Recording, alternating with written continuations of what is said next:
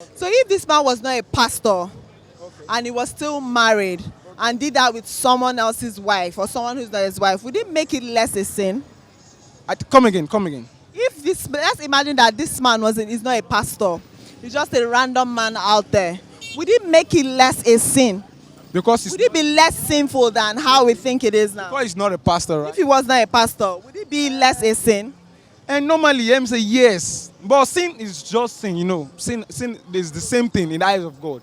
It's the same thing. But the truth is, because you're a spiritual leader, you should be teaching. Accountable. Yes, you should be teaching people what is the way of the Lord, not you teaching us how to eat. Now, Nigerian girls want guys to eat them like that. That's fucking bullshit. Daddy Freeze was saying that which school can it attend for him to just learn how to eat like that? So you are teaching us bad thing to do. So for you to be a spiritual leader, you need to do something like good for people to see. I'm not going to give an like Would you call the cops?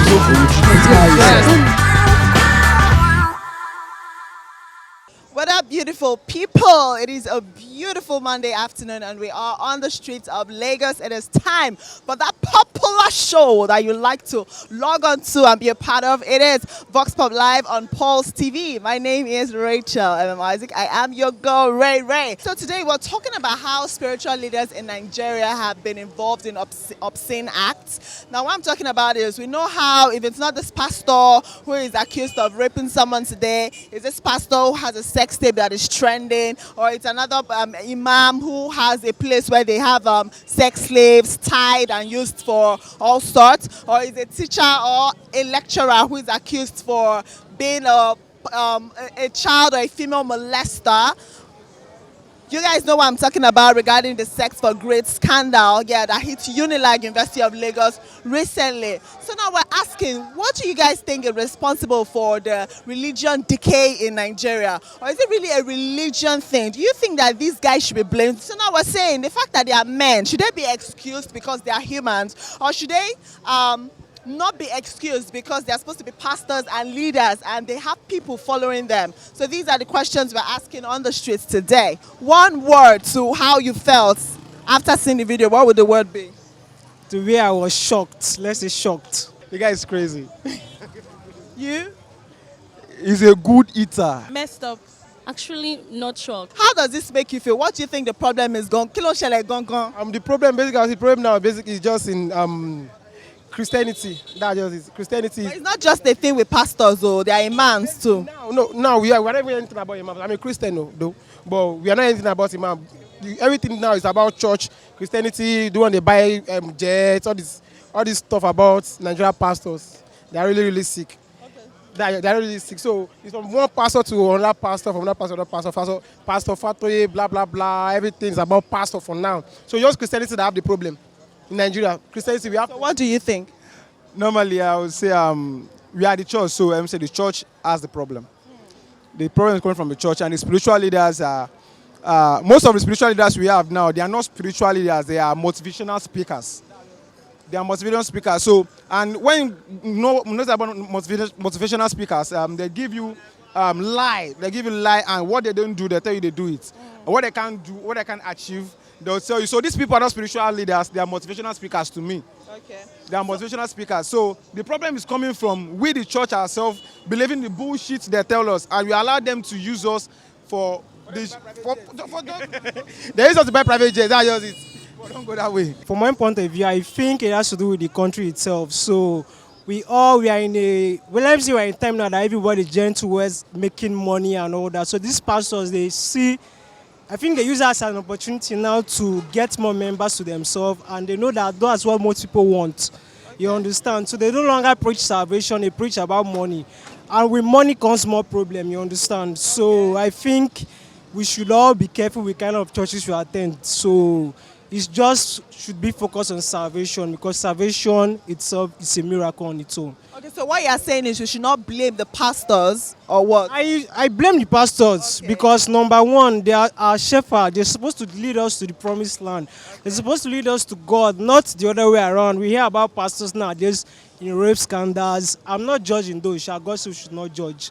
You hear about pastors in rape scandals. You hear about pastors in money laundering. You hear about pastors doing all sort of sex stuff. This doesn't happen. Although I read in the Bible that all this stuff needs to come to pass for the For us end to know that end time is approaching. is approaching. So I think we're in the end time right now. Well, I could just laugh because that is life, you know. To me, is what will I put it? How am I gonna put this now? It's not a good one, and you know, these are figures in the society, and these figures are not supposed to be like a problem to the people. But now, people that like we are looking up to now doing this kind of thing is bad. It's bad. But we have to come back to our senses. Although in Europe, these things have been happening before. Some bishop, mass servers, they've been doing this. But the issue is that we're just seeing this new in our society because we're not known for this. We are Africans. We know Africans don't do this kind of thing. We have our culture, our religion, our Which kind of things? I need to understand. Which kind of things? like the sex tape, like, it's crazy. It's crazy. Africans, we're not known for that. We respect our culture. Like, in my place, I know of my place where I'm from the Delta State. You don't do that. It's no big deal though. Everybody, it's a personal race. They are humans. Personally, I would say, really, for spiritual leaders, you're not. One thing I've learned as a person, like growing up in a spiritual atmosphere, is you have to follow God for yourself. Yes. I mean, nobody should take place of God. I personally will not. I don't think I'll be threatened, no matter what, to have sex with a spiritual leader or to do something that is against my belief. So as a follower, someone who has a pastor, okay, let's imagine now that you now wake up to this news and it's your pastor. What would you do? Would you stop going to the church, or you'd forgive him knowing that he's human first before being the pastor? To me, I have to go by, you know, rules and regulations. If I could pick up the rod and flog the child and, you know, spoil the rod, I could do that for my pastor too.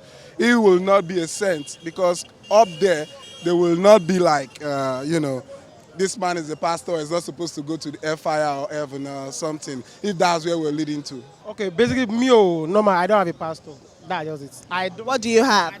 I have God. I don't have a pastor. I don't believe on this pastor shit, all these GO, Geneva say. I don't.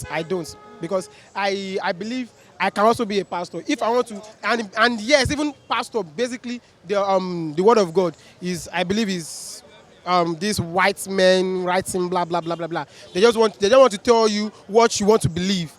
They want to tell you what you want to believe. So, for me, if the pastor do anyhow, basically I will just say, is now human being. Now forgive, I'm normal. That will not stop you going to church. You are not going to church because of the pastor.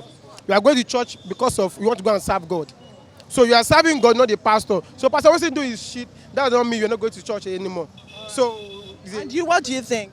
If you woke up to your spiritual leader having such a scandal, what would you stop you from going to church, or you would forgive him or try to hear him out because he's human? I've said before, if I'm to judge him and what I'm going to do is just like, okay, Norma, I know Norma is a human, but you doing that to somebody that is not your wife, number one, and you are putting a price on it.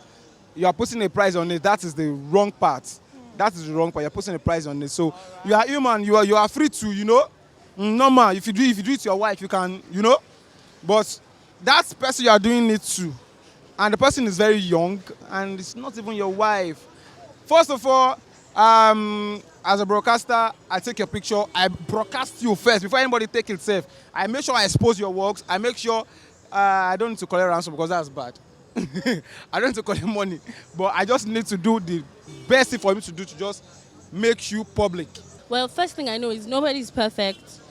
I mean, our Bible tells us that we should seek perfection. We daily look at God so we can be perfect, like our Heavenly Father is perfect. But I know we're not yet perfect. We would never be, actually. We would never be. Actually, there's always something to work on, yes, in truth. So if I see such a video, which I don't think will happen because my pastor is, Pastor. A pastor. The pastor. And pastor, I'm saying this on live TV, so I know you for my hand. I know very well. But then I would say if such a thing happened, first thing I would do is actually pray for such a person and try to see if there's anything I can do to the recipient or whoever is involved and see if I can help, you know. Sometimes these people are like just put out there. You don't know what the person is going through. You don't know how emotionally destabilized person is. So I would pray for the pastor, be very vocal about my disappointment, be very, very vocal about my disappointment, ask pastor to meet God to help him or her or whatever, and then pray for and then try to see if I can help in any way. I can't really help, I'm not God, but whatever I can do, I would do. Yeah. It's a problem, it's wrong. He's leading us, but I still will not judge him like he's above mistakes. Nobody is. I'm not. And you, if you wake up to a video of your spiritual leader or your religious leader, I believe, first of all, we have to change our mentality. First of all, these people are human beings. They just made Jesus like we made Jesus too. We all have a past. We know how we managed to come out of it. So if everybody could see them as human beings and understand that nobody's above any mistake, maybe we'll all be fine. It just happened to be that this person was more devoted. That was why he was appointed pastor. And if I applied that same work with devotion with God, I would arrive at the same position. So if I make that same mistake, will I condemn myself or make a fuss out of it? I feel like everybody is human and we should just cut them some slack. Their case is between them and God. And if you can make your own relationship be between you and God and not you, pastor, and God, you'll be very fine. Okay, well, that has to do with what happened because I need to know if it is true or not. Because at times, most times, these pastors are laid false accusation upon. So if I get to find out that it's the truth, then I don't think I have anything to do with that church again. Okay. And for what I've seen, what I've seen in churches, I've seen things going on in churches that I know most churches right now, they are not genuine at all. So if it should be my church, I won't go. All right, so can you share some of the things that you've seen in those churches? Well, let's see, I've seen pastors praying for G-boys, that's Yahoo boys. I've seen pastors come to the altar and say that Yahoo is not a sin, it's normal, we are taking the fruit of the Gentiles, our own food, it's our own money we are collecting back from the white men. They did that to us, so we are doing it back to them, and that is a lie. I'm standing right here in front of you. My name is BBNaija. I'm telling you that is a lie. Okay. Yeah, it's a sin against God and man. Anything that has to do with sex, money, all those stuff, it's a sin. And as pastor, if any pastors out there, I think you guys should try and help us. We are in a situation in the country now that things are going bad. We need you as our hope. We need you to show us that there's still light in this country. So that's my own opinion right now. For that, I will not do anything bad because he's also a man of God. Would you stop going to their spiritual house or? I can never stop going to their spiritual help. Just as nobody is perfect, you and I is not perfect. What if they are not apologetic? What if they don't see anything wrong with what they did? There's no man of God that can never be apologetic whatever he does. If he do wrong, definitely he's going to be apologetic about it. If he's actually a man of God. So there's nothing wrong. Let's stop this issue of trying to paint men of God in the society bad or anything. There are good ones among them. There are also bad ones. So that's what I want to say. So I want to ask, the fact that they are humans, before pastors, does it make it okay for them to indulge in these acts? No. The answer is a very big capital no. If you say you want to lead God's people, lead them to God and don't coerce them. Don't prey on people's weaknesses. It is heartbreaking. It is. People, I don't know, these things really get to me. People are looking for God everywhere, seeking validation everywhere. It doesn't mean you can prey on these people because they're weak. And in a weak moment, you just pick on them and take advantage of them. That is arrant nonsense. Sometimes I feel like burn this person. This person just die. I'm telling you, but then I know that God is a merciful God. So I know some of them feel like they can't control themselves. But then if you can't control yourself, seek help. No, it won't. It won't. And these things they have to bring them to book, to me, and punish them for that. Not like, because you're talking about the figure, not the public.